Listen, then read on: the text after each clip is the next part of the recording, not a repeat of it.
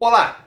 Você sabia que a Câmara tem uma comissão para discutir os direitos das crianças, dos adolescentes e da juventude? E que várias leis importantes saem daqui? No programa de hoje você vai saber mais sobre esse assunto. Afinal, é muito importante entendermos sobre os direitos daqueles que serão protagonistas do futuro do país. Fique com a gente! O programa de hoje está começando agora. Os direitos dos cidadãos de 0 a 18 anos são assegurados e protegidos por lei. Mas quais são eles? Qual o papel e como tem sido o trabalho do Legislativo Municipal nesse sentido? Vamos entender mais sobre essas questões com a ajuda da secretária municipal de Direitos Humanos e Cidadania, Soninha Francini, que também foi vereadora aqui na Câmara Municipal. E com o doutor Ariel de Castro Alves, advogado especialista em direitos humanos e membro da Comissão da Criança e do Adolescente da OAB São Paulo. Sejam todos muito bem-vindos e a gente já começa aqui com os nossos dois convidados, primeiramente agradecendo a presença, a Soninha Francini e também do doutor Ariel. Obrigado, viu, por vocês terem vindo ao programa. Obrigada por me convidar para o programa e para a oportunidade de estar aqui com o Ariel. Fazia tempo que a gente não dividia assim um espaço. Com certeza, para a gente falar de um assunto tão importante, né? Afinal de contas, na abertura mesmo, são os protagonistas do futuro. Então, como é que nós devemos tratá-los?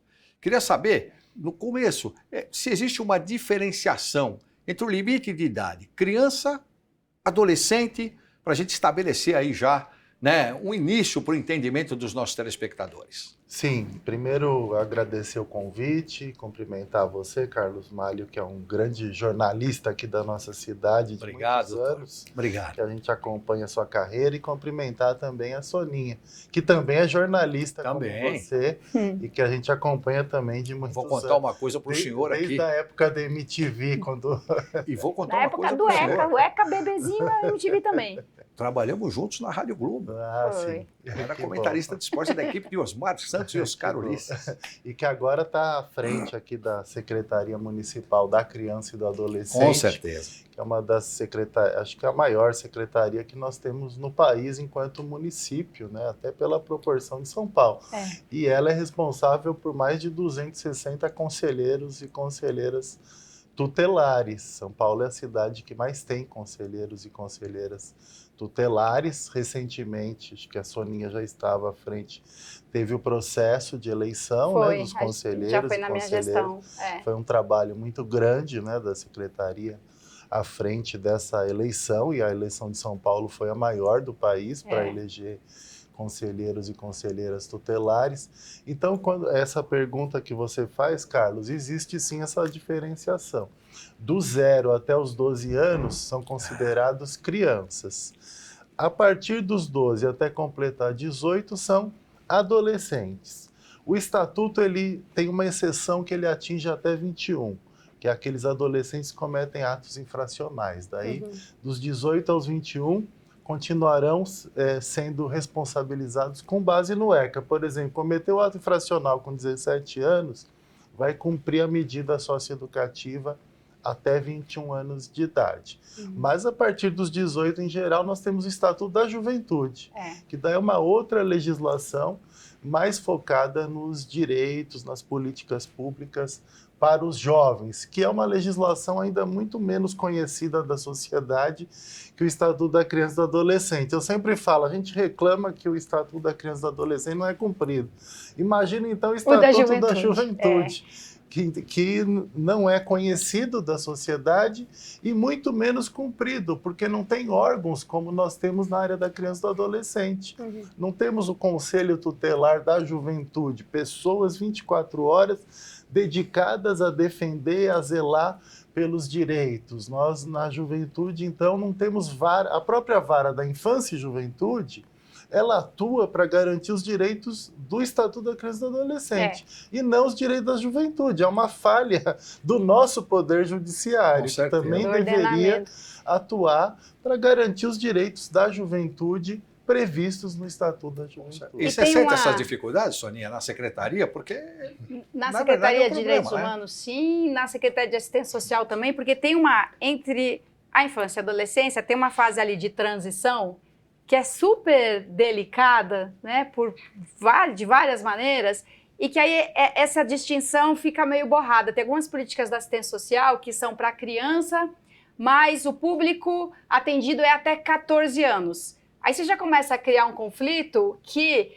as meninas, os meninos de 13 e 14 anos, eles já não querem mais frequentar um serviço que é voltado para crianças. Então, às vezes, ali entre 12 e 14, existem algumas outras balizas, né, que deixam essa transição menos clara, porque ela é realmente desafiadora, né? E, ao mesmo tempo, você tem algumas políticas, o conceito de juventude, começando dos 15 anos. Então, claro, em função do ECA, né, até o cuidado do ato infracional, aí crava ali nos 18. Mas muitas outras são de 15 anos a 29, o que também é uma faixa gigantesca, né? Como você comparar alguém com 15 anos com alguém já à beira dos 30. Mas, assim, o menor dos nossos desafios é a questão da idade, né? A gente tem que reconhecer direitos, e isso vem sendo mais reconhecido com o tempo. Então, recentemente, por exemplo, a lei da palmada, né? De dizer que não se agride uma criança como forma de educação. Você não usa o castigo físico, né, para educar uma criança. Então, às vezes, até a legislação, ela se antecipa a mudança que ela quer ver na sociedade. Então, ainda que uma parte da sociedade ache que não, é isso mesmo, um tapinha, o que é isso? Se mereceu apanhar mesmo para aprender. Aí vem uma legislação que diz, gente, não é assim que funciona. A partir da lei, a gente começa a discutir mais seriamente o assunto. A mesma coisa é trabalho infantil. A gente tem que ir lá e dizer, gente, não pode. Nessa fase da vida, a criança precisa estudar, brincar. Brincar é um direito, brincar é uma necessidade. E às vezes a legislação, e claro, botar tudo isso em prática é super difícil. E às vezes a legislação, ela responde a uma mudança já ocorrida na sociedade. Uma que eu acho muito legal no ECA é quando você substitui pátrio poder por poder familiar. Porque esse negócio de pátrio poder é como se o pai fosse o pai, poder, entendeu? Exatamente. E numa sociedade com um número crescente gigantesco de mães solo, de meninas, adolescentes, mulheres adultas, assumindo sozinhas toda a responsabilidade. Então, a gente tem meninas, adolescentes, jovens, já tendo a responsabilidade sozinhas, né, pelo cuidado com crianças. Então, sim, é importante ter esses marcos, mas os marcos em si nos desafiam a pensar a política, né, em que você atenda às especificidades de uma determinada faixa etária, mas sem esquecer que tem algumas transições ali mesmo que podem mudar bastante, conforme a cultura local, conforme as condições territoriais. E falando em marco, nós temos um marco legal da primeira infância, que complementou que é uma o outra Estatuto legislação da criança e da adolescente, que é até os 6 anos de idade, do 0 aos 6, que essa é entendida como a fase que nós formamos a nossa personalidade. A fase mais importante da estruturação de um ser humano é do 0 aos 6 anos. Então, se pensou, precisamos de políticas mais focadas nessa área, garantir o direito à creche, que ainda é um desafio no Brasil. São Paulo zerou a questão de falta de vagas nas creches, mas ainda no Brasil, só 40% das crianças têm acesso às creches, 60% não consegue. É um direito da mãe, do pai, que precisam trabalhar, procurar emprego ou estarem se capacitando e muitas vezes não têm onde deixar os seus filhos. E é o direito da criança, que é um momento fundamental dela interagir com outras crianças, dela brincar, dela ter aprendizados, estímulos. 40% em nível nacional de atendimento nas creches. Aqui a capital já teve muito problema nessa área de falta de vagas, mas hoje conseguiu zerar, o que é algo muito importante a ser ressaltado. E olha, o que o Ariel falou que é super importante. A creche precisa existir também porque o pai e a mãe vão trabalhar, né, vão trazer o sustento para casa e não tem com quem deixar a criança.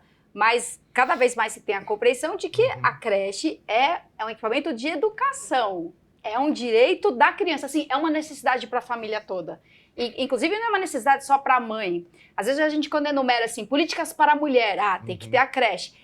é uma necessidade para a sociedade inteira. Com que as certeza. crianças tenham direito à educação desde a primeira infância. E hoje a gente ainda coloca uma lupa maior ainda e fala, peraí, tem a primeiríssima infância, Sim. incluindo a gestação. O pré-natal. Então, da gestação até os 3 anos de idade, a gente precisa colocar uma atenção intensiva também. Uma questão importante, a partir do momento que vocês falam do ECA, né? E o ECA, a gente sabe, ele é de 91, né? 90. 90, exatamente, né? Está completando já 34 anos. Então, tudo isso é importante porque, à medida que vocês traçaram essas questões, em nível municipal, nós tivemos aqui a então vereadora Soninha Francini como presidente, né? De uma comissão que foi criada aqui na Câmara Municipal para tentar, em nível municipal, né, fazer alguma coisa a mais em relação à criança, ao adolescente e à juventude. Porque, na verdade, a comissão era uma comissão especial para os 3, né? Criança, adolescente e juventude. Existia alguma dificuldade? Vocês precisam seguir especificamente o ECA ou em nível municipal? Dá para tentar alguma coisa diferente, secretário? A gente não precisa ficar restrito ao ECA, tratar das matérias dispostas no ECA. Embora ele seja bem abrangente. Sim. E inclua, né, toda uma gama de direitos, a gente não precisa referenciá-la, não, conforme diz aqui o artigo 133, vamos pautar tal assunto.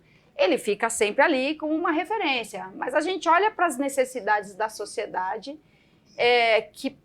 que são muito desafiadoras, por exemplo, em relação a adolescentes que fazem uso nocivo de substâncias. Essa é uma situação dramática, tenebrosa na sociedade, naquele limite até em que a gente ainda está praticamente falando de criança ou da fase de pré-adolescência. Então, não é algo que o ECA tenha conseguido criar, né? Todo um contorno assim, de como que a gente vai tratar disso. O ECA fala muito do direito à saúde, direito ao cuidado. Então, sim, a gente tem a lei como base, como norte. Mas a gente olha para o mundo e traz para a lei, né? E uma questão também importante, né, doutor? Como o senhor mesmo disse, o próprio ECA, nessa questão da criminalização, né? Hoje não é possível você criminalizar, por exemplo, a criança ou adolescente por causa da questão do ECA. Como o senhor mesmo disse, é ato infracional. Sim. Até passar praticamente a maioridade, aí sim, né, se pode, de repente, criminalizar as ações. E muita gente na sociedade entende que tem que criminalizar, mas não é bem por aí, né? Se a gente for analisar, tem uma série de circunstâncias, né, secretária e doutor, que envolve essa criança, esse adolescente que pratica determinados atos, né? Sim, é importante dizer que o ECA ele trouxe uma grande mudança, ele substitui o Código de Menores. O Código de Menores ele era baseado na doutrina da situação irregular. Quer dizer, então eram tratados como menores em situação irregular, quer dizer, eles eram seres problemáticos e causadores da sua situação. Eles estavam numa situação então irregular e não eram tratados como sujeitos de direitos. Daí nós passamos para a proteção integral.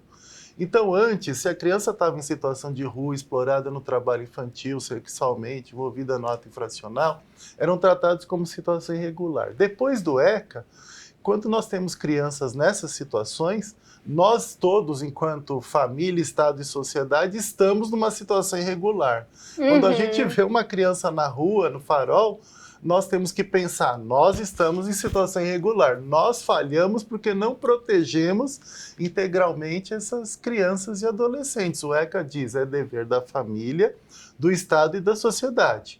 Quando a família não está dando conta de proteger, aí vai entrar o Estado e a sociedade. Por que nós temos as entidades, por exemplo, que fazem acolhimento e são financiadas pela prefeitura?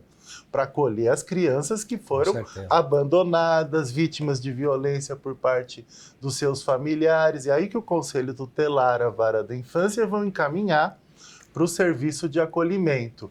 Agora, no passado, nós chegamos até o que se chamava de carrocinha de menores.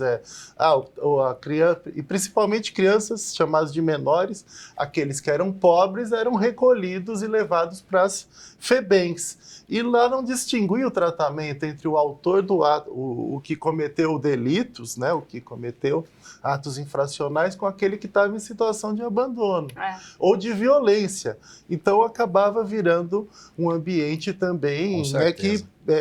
de perversidade contra aquelas crianças e adolescentes que saíram muitas vezes piores. Quem conta muito bem isso, e a Soninha deve ter conhecido, é o educador Roberto da Silva, Opa. que ele ficou muito tempo dentro da FEBEM, quando criança, depois de estar em situação de abandono, viveu nas ruas, foi para a FEBEM, e depois foi para o Carandiru, ficou 10 anos e depois virou professor titular da USP na área da educação. Ele escreve um livro que chama Filhos do Governo. Ele conta toda essa história de institucionalização Com que certeza. acabou gerando problemas para a geração dele. Então, todos que ele conheceu na FEBEM, nas ruas, depois ele encontrou no Carandiru também. E Doutor. poucos conseguiram se sair dessa situação, superar, como foi o caso dele, que foi Com certeza. para USP. Doutor, secretário, temos que ir para o intervalo já. Tem muita, Puxa vida, muito puxa papo, vida. né, pra Mas não tem outro jeito, né? Nós vamos para um rápido intervalo e na volta a gente continua essa conversa para entender mais sobre os direitos da criança e do adolescente. Vocês já viram que são dois craques aqui para falar desse assunto, hein? A gente volta já.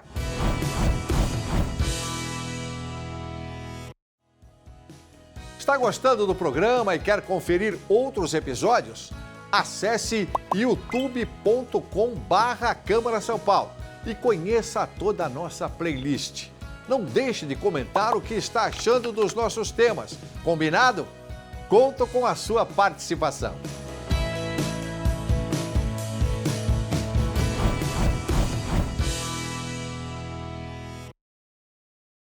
E nós estamos de volta com o Legislativo do Futuro, que hoje recebe Soninha Francini, secretária municipal de Direitos Humanos e Cidadania, e o doutor Ariel de Castro Alves, especialista em direitos humanos e membro da Comissão da Criança e do Adolescente da OAB São Paulo. No bloco anterior, nós falávamos sobre todas essas questões relacionadas à criança, à vivência na FEBEM. E agora, secretária, fique à vontade, Enquanto, porque você conhece o autor, claro. Né? Na MTV, o mundo inteiro passou pelo barraco MTV. O Roberto passou pelo barraco MTV. E tem um outro autor que eu conhecia há menos tempo, que é o Asdrubal Serrano, que ele foi da FEBEM como órfão. Acho que desde os 4 anos de idade. Imagina, você conviver com outras 200 crianças de 4, 5, 7, 8, 9. Então, tem um livro falando dessa experiência dele, eu não lembro o nome do livro, mas quem quiser buscar, Asdrubal Serrano vai encontrar.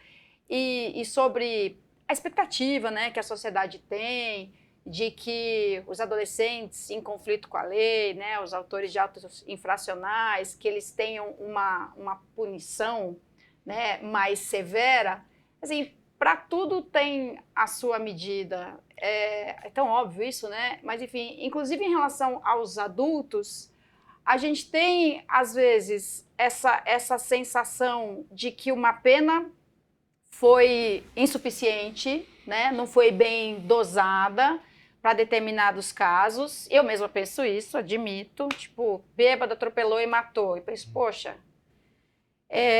mas a gente também tem um exagero em algumas punições. Então, tem um desequilíbrio em relação aos adolescentes em conflito com a lei. Também, por exemplo, no caso do tráfico de drogas.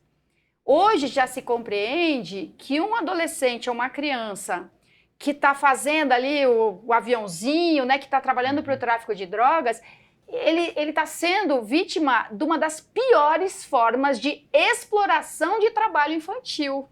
Então, você vê como muda o enquadramento completamente, né? A gente antigamente usava o termo prostituição infantil, tipo, não. Prostituição é um ato voluntário de uma pessoa adulta. Não existe prostituição infantil. O que existe é exploração sexual de crianças. Então, às vezes, parece que a gente também é muito cheio de né, 9 horas na hora de escolher as palavras, mas não é à toa. Muito bem lembrado pela Soninha esses termos, né? Assim como o próprio termo menor, ele foi substituído por criança e adolescente.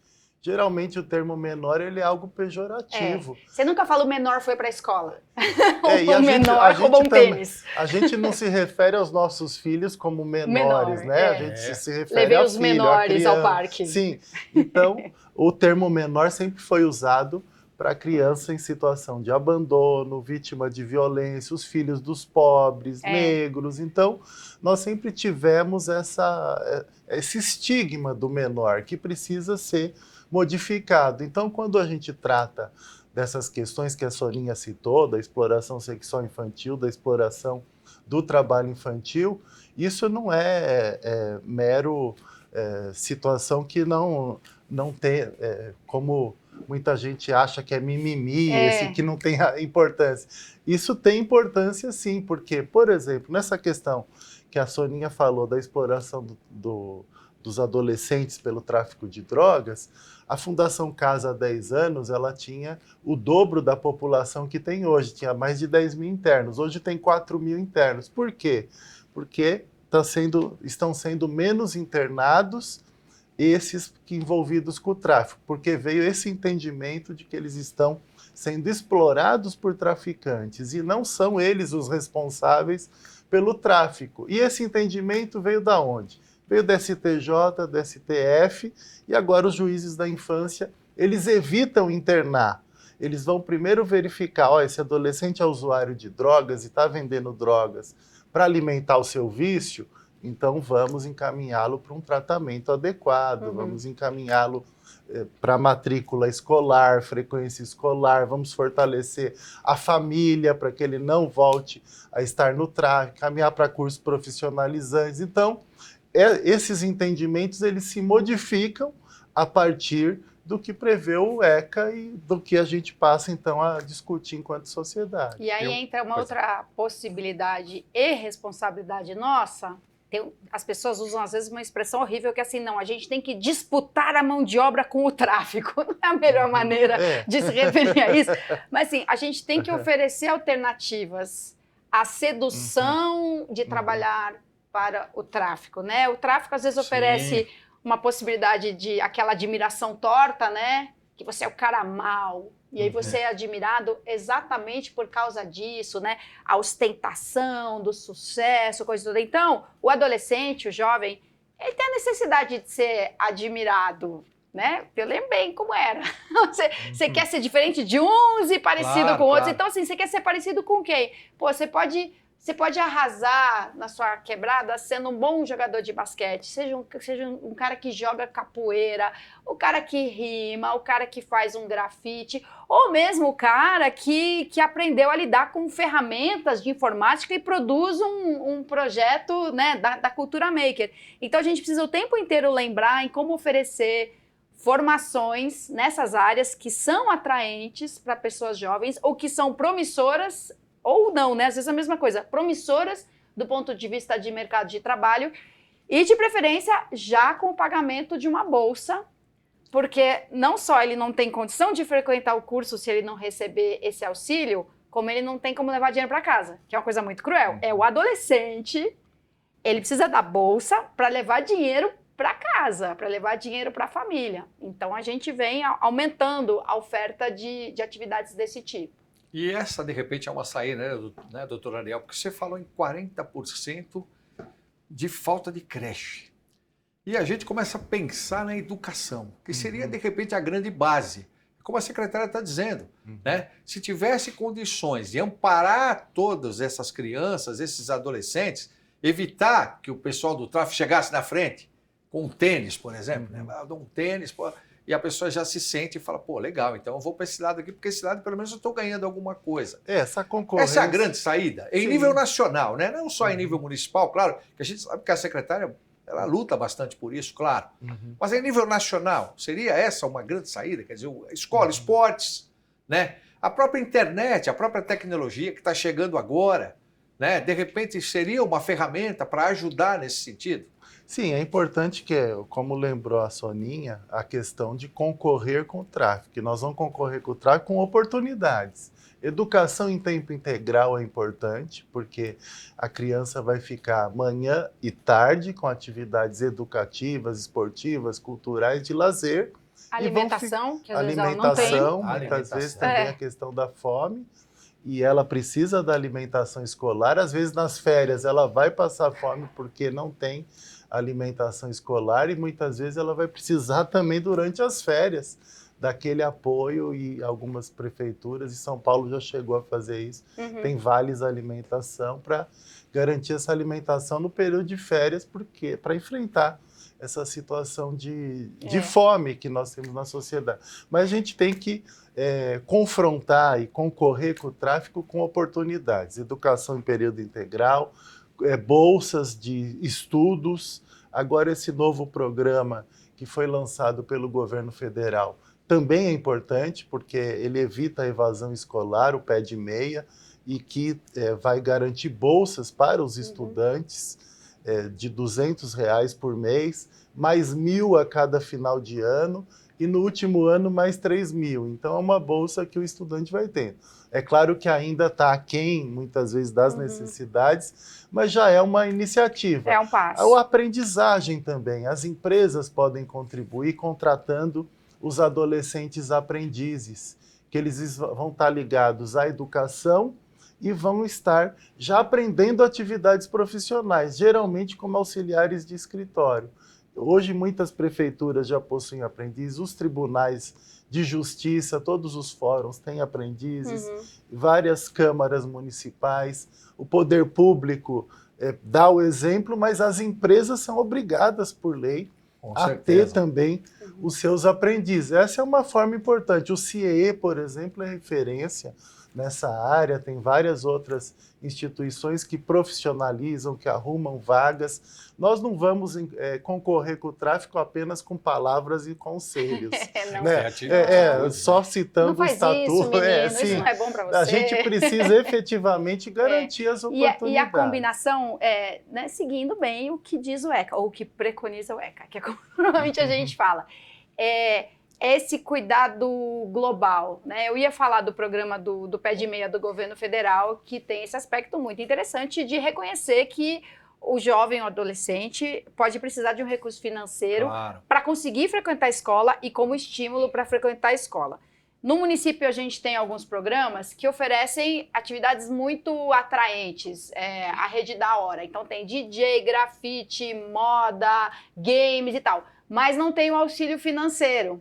Então, muitas vezes, mesmo querendo muito frequentar, o adolescente tem dificuldade. Ao mesmo tempo, o pé de meia, ele pode até ter auxílio financeiro, mas se o ensino médio for totalmente desconectado da realidade, e eu não estou dizendo que tudo tem que ser fantástico e digital e 3D, não é isso. Mas a gente já vem vivendo aí nos últimos anos essa tentativa de reforma do ensino médio, de não ter que decorar a tabela periódica para passar de ano. Hoje você tem que saber como pesquisar alguma coisa na internet. Você tem que saber como fazer a pergunta certa e ver se aquela resposta faz sentido ou não, cruzar com outras informações. Então, essa combinação, né, do aporte de um recurso financeiro, de um auxílio, com atividades que façam sentido, que sejam atraentes agora e dê uma perspectiva de futuro, é esse pacote que a gente tem que perseguir. Secretária, doutora Ariel, privilégio ter vocês aqui. Né? Nosso tempo, infelizmente, acabou, mas, claro, o assunto fica aberto para novos convites, tanto a doutora Ariel como a secretária Soninha Francini, porque, sem dúvida, são verdadeiros craques nesse assunto. Conhecem demais a legislação. São pessoas que têm muito mais a acrescentar em relação a esses assuntos para você que está nos assistindo e que, de repente, fez aquela reflexão durante esse nosso bate-papo aqui. Agradecer muito, secretária. Obrigado pela sua participação, viu? Obrigada por abrirem esse espaço para a gente até refletir um pouco. Não pense que a gente sem falando dúvidas, também não para e atualiza. Com certeza. Doutor Ariel, obrigado, viu, mais uma vez. Eu que agradeço. Privilégio ter os seus conhecimentos aqui, os conhecimentos da secretária. Tá aqui com a Soninha, que tem experiência quando a na gente assistência social, nos direitos humanos, na comunicação. Tudo isso ajuda para que a gente leve o ECA para a sociedade. Com certeza. Muitas vezes é uma lei mal compreendida. A gente tem que mostrar sem dúvida, as conquistas que o ECA trouxe para o país. Vou até fazer uma brincadeira no final, se fosse uma linguagem de futebol, que a Soninha também entende muito, diria o seguinte para o Dorival Júnior: traz esses dois que você traz o caneco para cá. Olha só. Essa que é a grande verdade. Obrigado, gente. O Legislativo do Futuro de hoje termina aqui. Se você está nos acompanhando pelo YouTube, Não esqueça de se inscrever no canal e comentar o que achou do tema de hoje. Siga também o nosso perfil no Instagram, o @Câmara São Paulo. Rede Câmara São Paulo, sua conexão com a política da cidade.